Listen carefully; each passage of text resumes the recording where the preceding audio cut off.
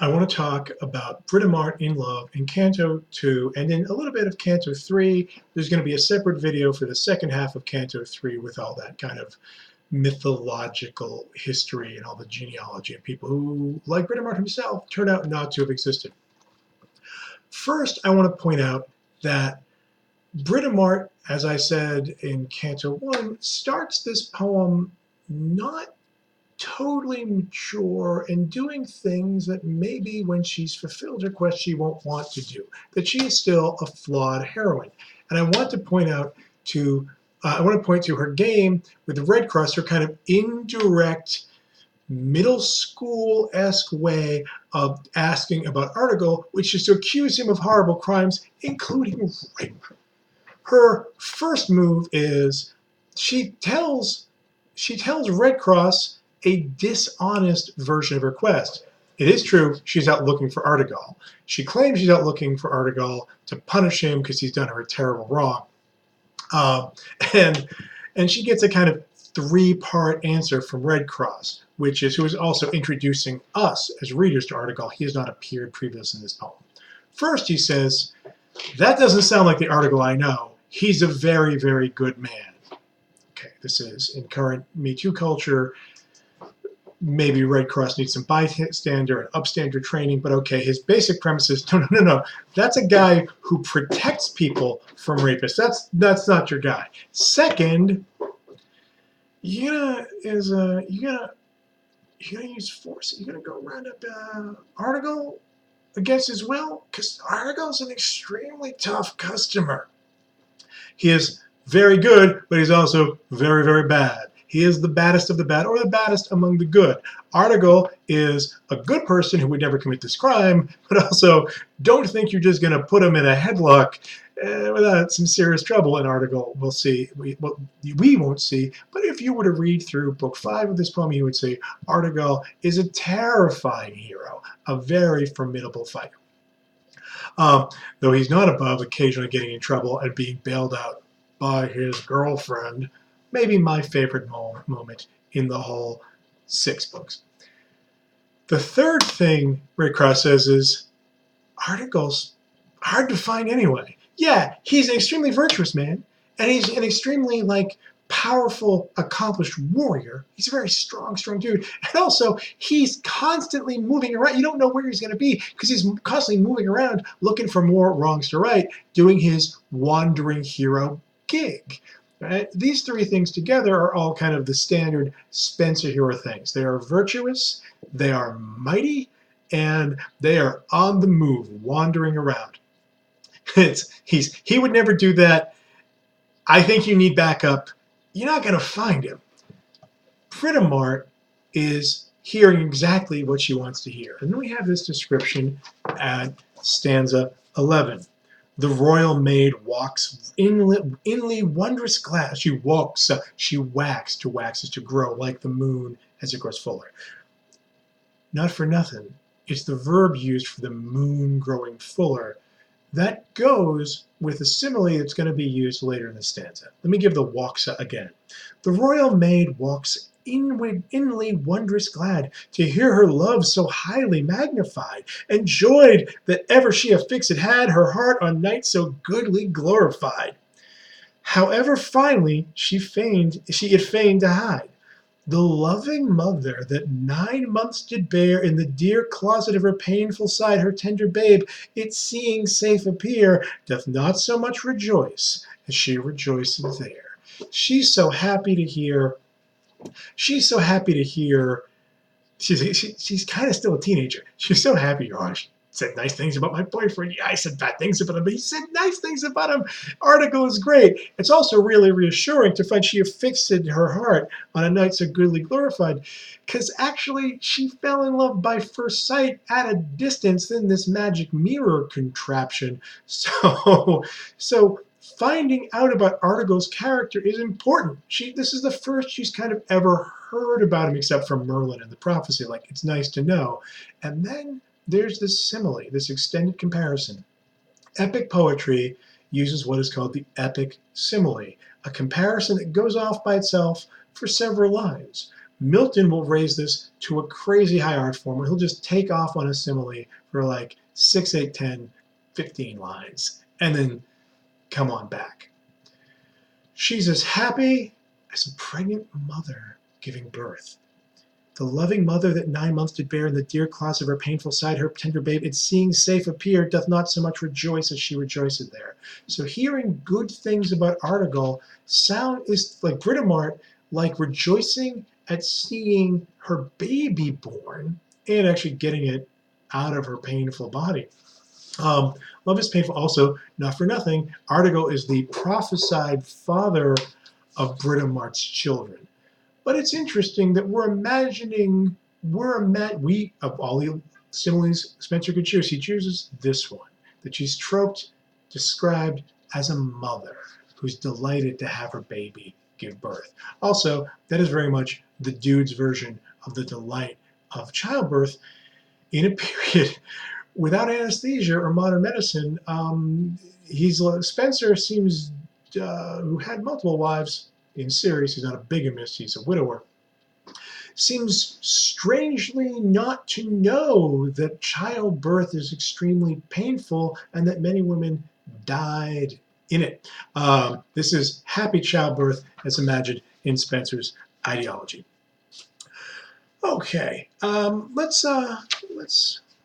me skip to 28. Britomart has seen Artegal in the mirror. I did a description of that. I read that description of him in his armor in the overview video. And then here's a couple stanzas that are appallingly like what happened to Malatesta. Actually, here's one stanza that's a lot like what happened to her with Gardante. Stanza 26. The damsel well to view his personage, and like it well, but ne further fastened not, but went her way. Now her unguilty age did ween unwares that her unlucky lot lay hidden in the bottom of the pot. Of her unwist most danger doth redound, but the false archer which that arrow shot so slyly that she did not feel the wound, did smile full smoothly at her weightless woeful sound. In an echo of the Gardante incident, the archer here is Cupid. She's been shot with the arrow and she hasn't felt this. No, it's okay. It's okay. He's got her. Cupid's got her bad, and Cupid's smiling. She's too young to realize how much in love she is. Till, like a courtly lover, she tries to sleep. From stanza 28. So soon as night had with her pallid hue defaced the beauty of the shining sky, and reft from men the world's desired view, why so negative about night time, Ed? She with her nurse adown to sleep did lie, but sleep full far away from her did fly. Instead thereof sad sighs and sorrows deep kept watch and ward about her warily, that naught she did but wail, and often steep her dainty couch with tears, which closely she did weep. She's kind of trying to secretly weep. She's sleeping with a nurse. Everybody in this period sleeps with someone else, a bedfellow. Unmarried people sleep with someone of their same gender. So young unmarried lady sleeping with her aristocratic lady sleeping with her nurse is the normal thing. And if that any drop of slumbering rest did chance to steal into her weary sprite, when feeble nature felt herself oppressed, straightway with dreams and with fantastic sight of dreadful things the same was put to flight, that oft out of her bed she did a start, as one with view of ghastly fiends affright, though gan she to renew her former smart, and think of that fair visage written in her heart. Okay, it's miserable. This is all standard courtly love material in book 4, and then again and again, in Canto 4, and then again and again. Britomart's going to do this kind of standard court love complaint. Can't sleep, weeping, a lot of sighing, and it even gets gross. Let's skip ahead to stanza 39, when Britomart describes what it's like to be in love in a way that really fits the court love tradition, but sounds super gross. It's like a viral infection. Since it hath been fixed faster hold within my bleeding bowels, and so sore now rankleth in this same frail fleshly mold, that all mine entrails flow with poisonous gore, and the ulcer groweth daily more and more. Nor can my running sore find remedy, other than my hard fortune to deplore, and languish as the leaf fallen from the tree, till death make one end of my days and misery. It gets better, kid. Relax. It gets better. Okay. She's an adolescent in love. She's a courtly lover in love. It's an interesting reversal to have the woman be the one who falls for the man like this. That is not the normal script. And though Spencer has a misogynist ideology himself that comes out all the time, the fact that he's made his heroine the active one who sees, who desires, who suffers, who pursues, who tries to rescue, can't help but rewrite the gender script a little. It has more effects than maybe Spencer set out for it to have. I was grateful in line 8 there for the leaf falling from the tree, the only kind of not disgusting metaphor in that whole comparison. And what do we have there? It's fixed in the bleeding bowels, the entrails flowing with poisonous gore, the ulcer groweth more and more, and the running sore.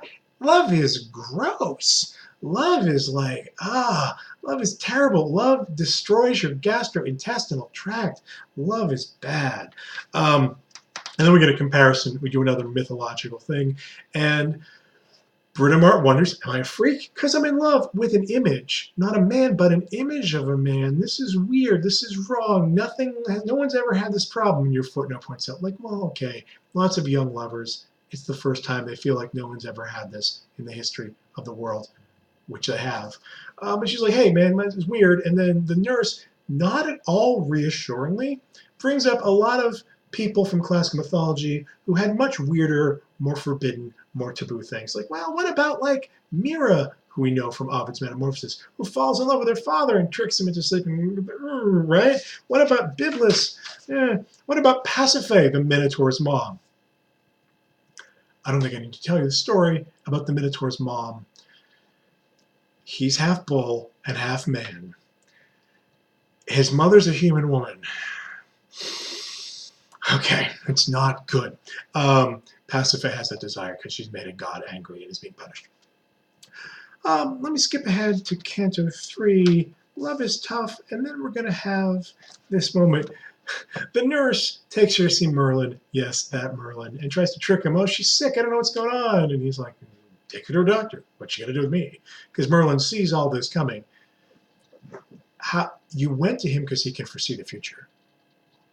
How is he not going to see you coming? Come on, nurse, get the game together.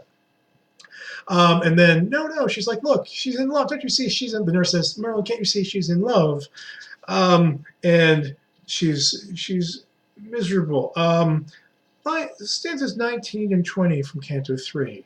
Merlin describes Britomart's impossible to hide beauty with a sun metaphor, and then it's echoed in the next stanza with a kind of dawn metaphor that's great and beautiful, and then, as often Spencer takes a turn for the weird. 19. The wizard could no longer bear her board, but bursting forth in laughter to her said Glausa, what needs this colorable word to cloak the cause that hath itself bewrayed? Ne ye fair Britomartis thus arrayed, more hidden are than sun in cloudy veil, whom thy good fortune having fate obeyed, hath hither brought for succor to appeal, the which the powers to thee are pleased to reveal. The doubtful maid, seeing herself descried, was all abashed, and her pure ivory into a clear carnation sudden dyed, as fair Aurora rising hastily doth by her blushing tell that she did lie all night in old Tithonus' frozen bed, whereof she seems ashamed inwardly. But her old nurse was not disheartened, but made vantage of that which Merlin had read. Okay, so first, Merlin's like, what's with all the game? Forget the game, forget the tricks. Stop trying to trick me. This is ridiculous. And you, Britomart, you couldn't be hidden more by that disguise than the clouds conceal the sun. Then the sun, more hidden are, let's read, more hidden are than sun in cloudy veil. And by the way, you're going to get everything you want. The doubtful maid, seeing herself descried, was all abashed, and her pure ivory into a clear carnation sudden dyed. First of all, that's dyed D-Y-E-D. Her ivory skin, she blushes immediately. Her ivory skin turns into a pure carnation. It's dyed a carnation color immediately, and it's a clear carnation, a clear blush. I don't know what that is. Okay, boom. But the pun is on there, dyed. Sudden dyed is there too. Like, She's embarrassed. She's blushing. The words "sudden" died are in there. Um, as fair Aurora rising hastily, the classical goddess of the dawn. Why is she blushing? Because it's sunrise. It's that reddish sunrise. Doth by her blushing tell she did lie all night in old Tithonus' frozen bed. Okay, this was all cool, but now you're telling us a story from classical mythology, Spencer. You're bringing up a story that is actually weird about how the goddess of the dawn, has a mortal lover. She asks to have him made immortal. She forgets to ask for the eternal youth. So the goddess of the dawn is in love with is in sleeping every night with a very old man. Then she's kind of embarrassed about it, according to Spencer. That's weird. I know your normal instinct when you're looking for why these mythological comparisons come up is to look for fitness, for appropriateness. Oh, yes, that's exactly the right thing. But Spencer and Shakespeare and Milton often use them to take a kind of left turn that we aren't expecting. They get weird. They get uncomfortable. They bring up inappropriate mythological references. This is a trick you can see Spencer and Shakespeare use all the time. What should we do with that? We should say that brings up more questions. Our business in class is to look for more questions.